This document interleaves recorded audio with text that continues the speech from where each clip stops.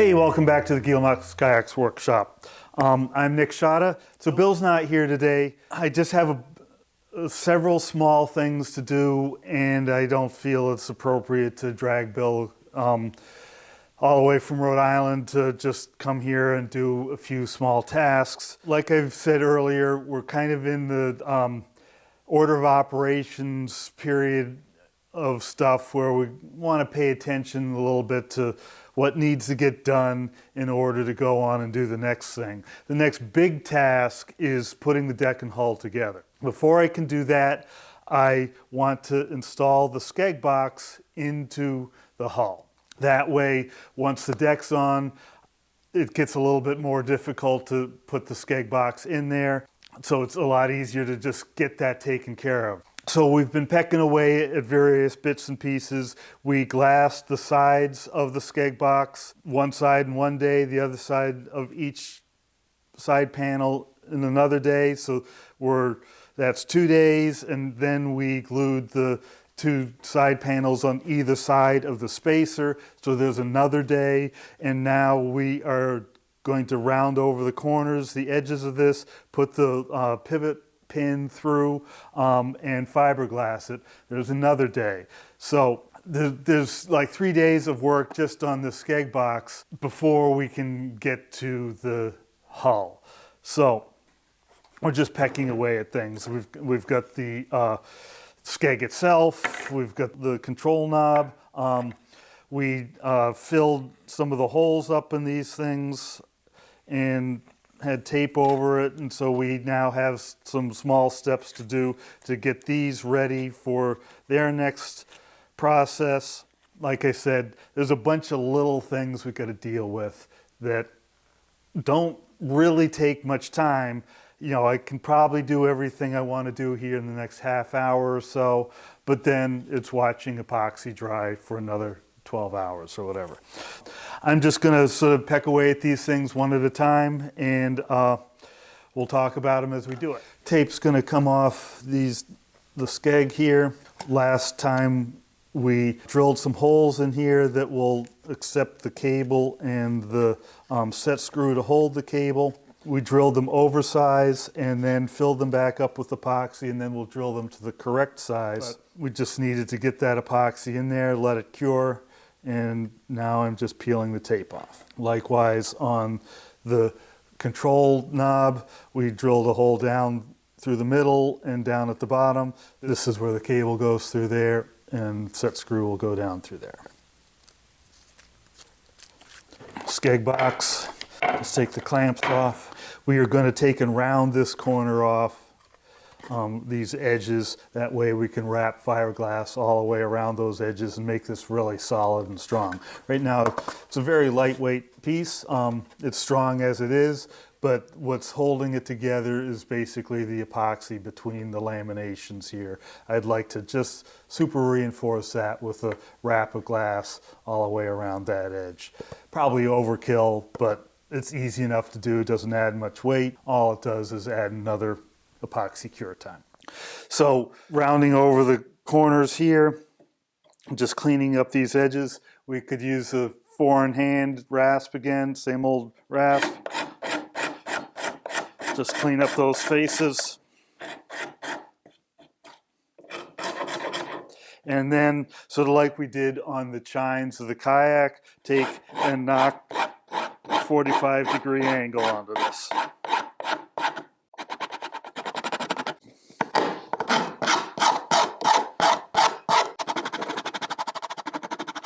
So just making a chamfer, and then we can take and round that corner off.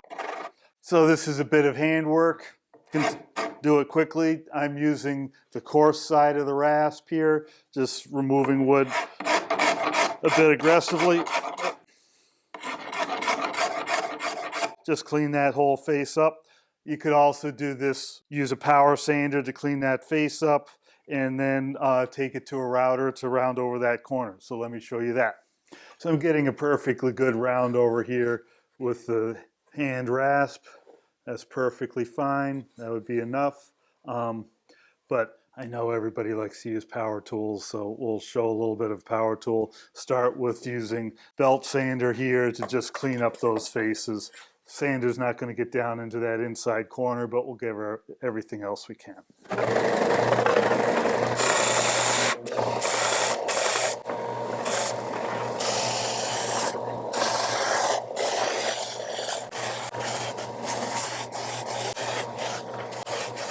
Round over this upper corner right here, just to make it a little easier to get the glass around.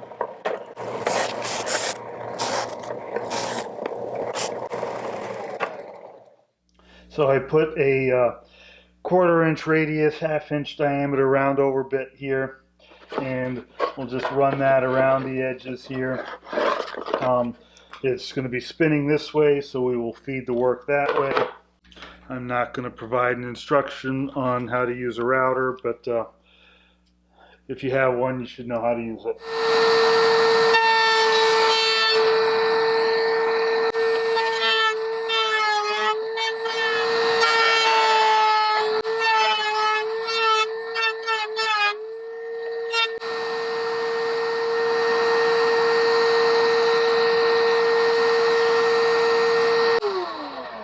So the pivot pin comes in the kit is a little piece of stainless steel rod cut to the same width as this stack is tall, and we were going to drill a 1/4 inch hole through here, right down through there. So way back when we had this 1/2 inch hole that was in the kit, filled it with epoxy, and there's a matching hole on the other side.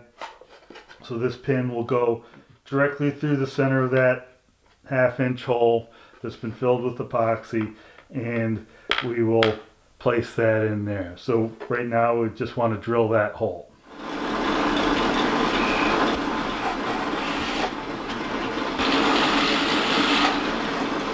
So when I went straight on through, started on this side, straight on through, and it didn't match up perfectly on the other side, but it's close enough. This pin will just go right down into that, like so. It's a little recessed in there, that's fine. That'll do the job. We're going to end up glassing over this, and the glassing process will lock that pin in. I'm just going to give this a sanding, degloss the shiny side. This side we had the peel ply on, so it doesn't really need sanding, but we had this place where the glass didn't get adhered down, so I'll just feather that in a little bit and then clean up the places that we've hit with the router down that corner there.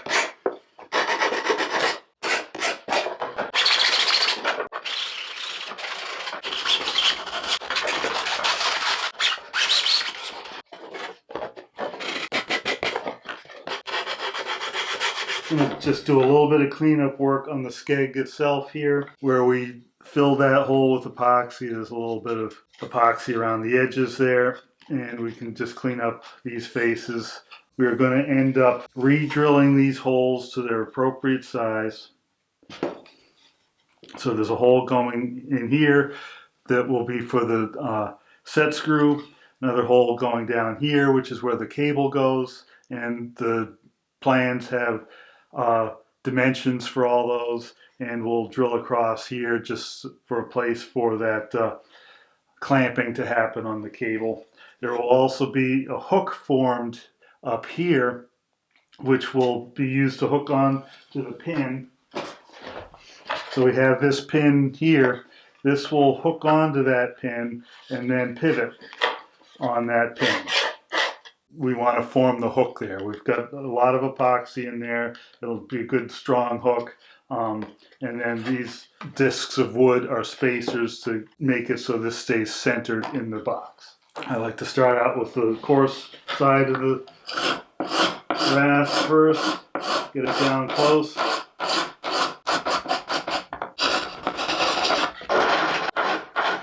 I'm not going to worry about getting these perfectly smooth at this point.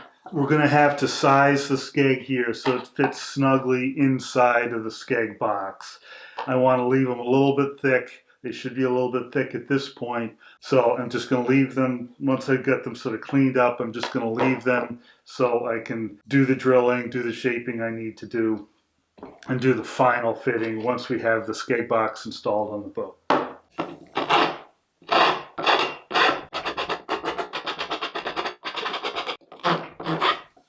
If you look down inside there, you can see where we originally drilled a 1/4-inch hole through the skeg itself. Then we added the spacers on here. And so we're going to just try and run a hole right down through where that original hole was on the drill press. Down on the back spacer here where the cable goes in, we'll find the dimensions on the drawing for each of these holes and drill those out. This cable in the kit is what will become the control cable. If we measure that, it is an 1/8-inch cable. So the hole we want through the top of here should be an 1/8-inch hole. Again, this will end up going down like this into a hole there and then wrap around here. So we also have a 1024 set screw. There should be 2 of them, one longer one and a shorter one. The longer one will actually be for the control knob going down here. The shorter one will go in here. We need a tap to tap these holes. And generally when you buy a tap set, it will come with a drill. The drill we want for the 1024 is a number 25 drill. So we're going to do a number 25 down here, a number 25 down here, an 1/8 inch this way, and across here will be the rod, the tubing that goes through the knob. This tubing is sized, so this runs right up inside there, and this is a 3/16 hole there. So we want a 3/16 hole through here, a number 25 hole down this way, 1/4 inch here, number 25 there. So we've got a couple holes to drill. So this is a number 25 right here. Oh, I can't read that. And we're going to go all the way down through this block. Right down the center of that. Oh.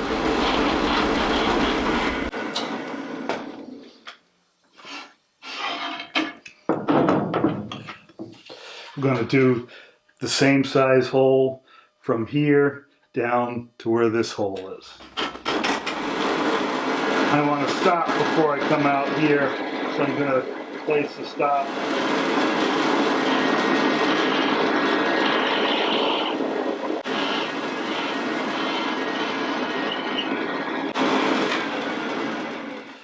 Again, we want to set this up such that the drill runs parallel to that edge. And we're going to run it down right through the middle. And you want it to come out down below that hole. So we want to have this enter right down the middle and be quite close to this face here. Our limit for the drill will be how far we can get down before the chuck starts hitting this piece of wood.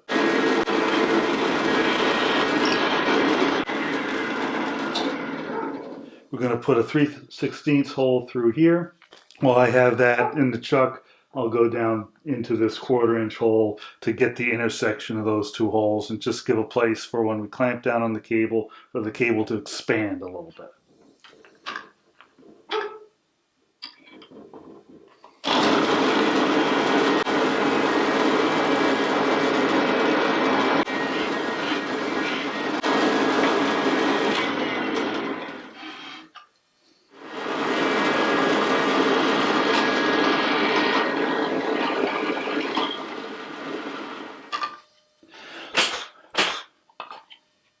This hole is going to have a tap run down into it to create the thread.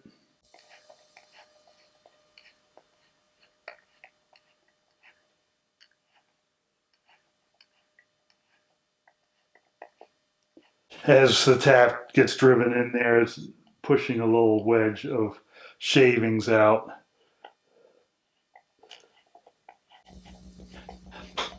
We don't want to drive the tip of the tap into the wood beyond. That should be good like that. So now we have threads up in that hole. Probably won't show up on the video, but you can sort of see it. Likewise with this piece.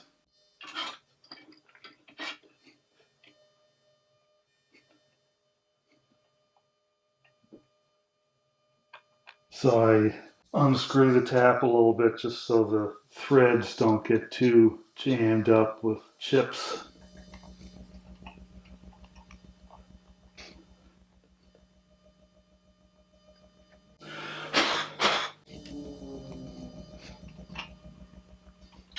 In this case, we'll run the tap deeply in there. We want to thread it all the way down to that hole. We had run this hole past it on this side so the tap won't bottom out.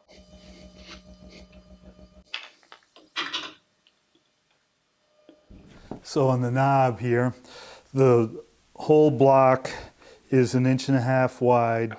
The tab that sticks down into the control slot is 7/8. We want to take off on either side of that 1.5 minus 7/8, which is 5/8, and then half of that on each side, so 5/16 on either side. And the height of that tab that's sticking down is 7/8. So we'll start with the 7/8.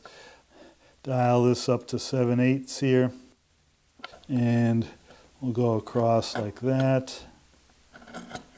So that's going to be the height of the slot, and then we'll bring this down to 5/16, just like that. So we have these two lines we scribed in there, like that, and like that. So we're going to remove this bit. And then we can round over the bottom edge here and round over the top edge here, just make it a nice pleasing shape. This is going to be shaped so it fits down into this slot, like that. On the Skeg itself, there was a little notch in the kit right here and here, right in there, that we want to connect up to the hole we drilled. And that's going to make our hook. So we're going to remove this bit here. So we'll start by just cutting out these rectangles, then make a rough, cut some corners off just to start to make the rounded bottom and the rounded top.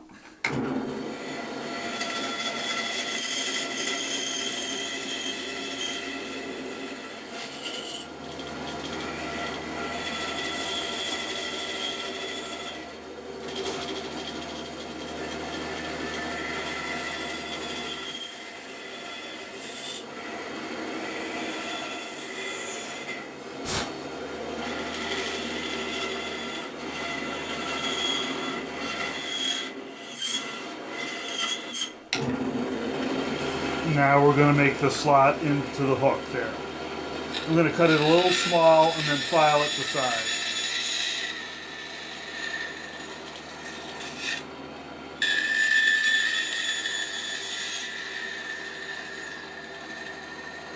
So now I'm going to shape this knob a little bit. I want to put a nice radius on this edge right there, and then make a nice pleasing shape for the handle itself. You'll end up gripping this bit here.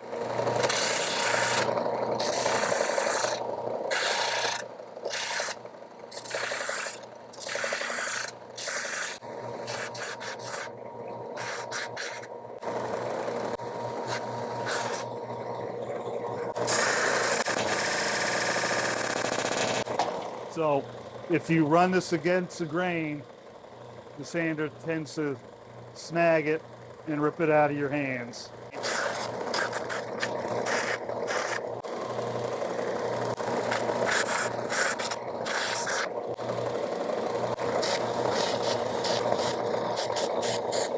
Now I like to taper the width up at the top here. It's mostly an aesthetic thing, but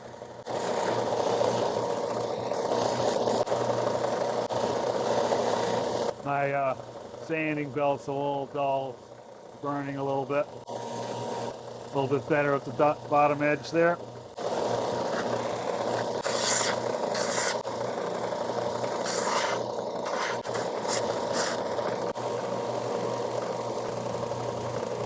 So I sort of pinched it in up at the top edge here, and a little bit more hand sanding to refine it a bit. So I want to wrap the edge of this in glass. So I'm going to take a little bit of glass here. And we've talked about bias cut glass before. If I were to take a regular piece of glass, this is just some scrap, the weave on this piece of glass is running this way and this way. If I were to cut parallel to that weave, here I have a nice looking strip of glass. Now I want to wrap this around here. Right here the yarns are this long. That's enough to get it around there. That's how long it needs to be. Well, these yarns right here are the same length. There's no way for them to become shorter in order to make that turn. If I were to take a piece of cloth here, and now the yarns are running this way and this way, and so cut a similar strip on the 45 to those yarns. So these two pieces of cloth are about the same. This is cut straight with the yarns. So you see the weave going this way and that way. This is cut at a 45. But you see the yarns are running like this and like this. So it's at a 45-degree angle to the cloth, like this and like this. So now when I wrap this around there, I can actually make the middle of the cloth longer than the edge of the cloth, because here the yarns are running diagonally across that joint. I can end up distorting the weave sufficiently that it'll make it around that corner. It can take a little work in a really sharp corner, and it's not so great on an interior corner like this, but it can still do a lot. I'm going to cut a strip of cloth on the 45 or on the bias. So I'm going to take and turn the cloth at 45-degree angle, and I'm going to cut diagonally across this cloth. And I want a piece that's, about the width of your hand, a little bit wider. And you'll see that those diagonal intersections make some nice lines on the cloth that you can cut along. So we're just going to cut along those visible lines. But here I have a piece of bias cut cloth, and I wanted to get around here. So I've mixed up some epoxy here, just a regular mix. Got a couple clamps I'm just going to put on here to give me something to hold on to this with. And the bias cut cloth is a little bit hard to have stay in place because it distorts so easily. So in order to help that, I'm going to take and give it something to stick to when I lay it down. So I'm just going to paint some epoxy all around that edge, just like that.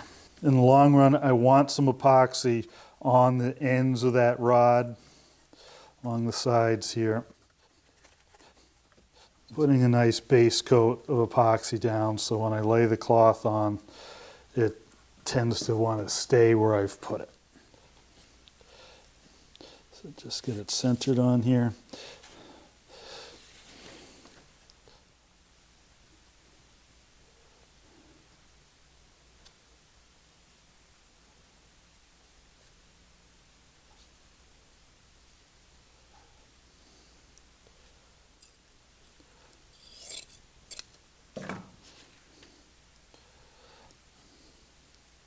Get it all centered, and I'll use the brush to brush it down around those corners. Start to get it stuck down a little bit.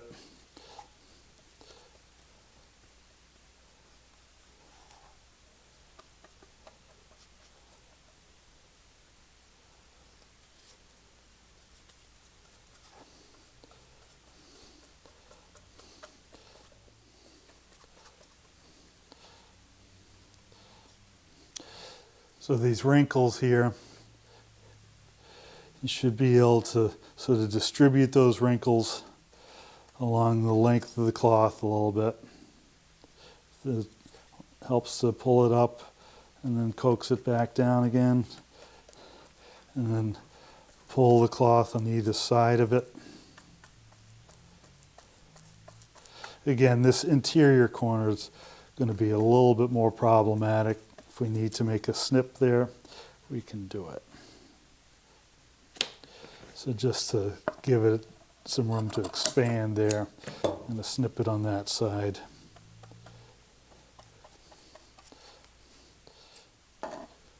Just give it a little snip on that side and go ahead and lay that back down. And you see the wrinkles, just still a little bit of bunching up of cloth there, but it's well saturated, it's laying down on the wood. You see I've got fiberglass over the end of the pivot rod there. Wrinkles on this side. Just sort of stretch the cloth out on either side of the wrinkle and distribute that wrinkle around. Give it a little bit more of a slice up into the corner here.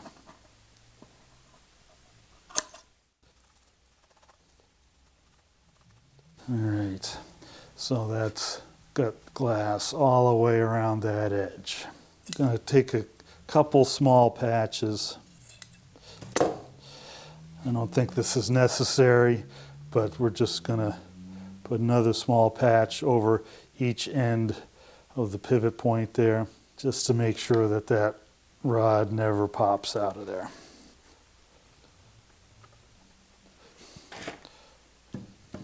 Peeling some of the dried epoxy up off this old squeegee. Just use that to sort of even out that resin. All right, just like that. So again, those clamps on there, just give it a nice place to rest on while the epoxy is curing.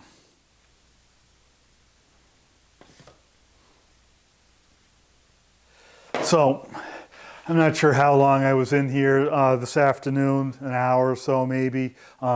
With the capturing the video, it takes a little bit longer. Again, this is sort of the time of the process where there's a bunch of small things that involve a short amount of time assembling them, and then 12 hours to watch epoxy cure. So to keeping track of what you need, critical path kind of right now, if we want to put it in those terms, to get the deck and hull put together is the Skeg Box.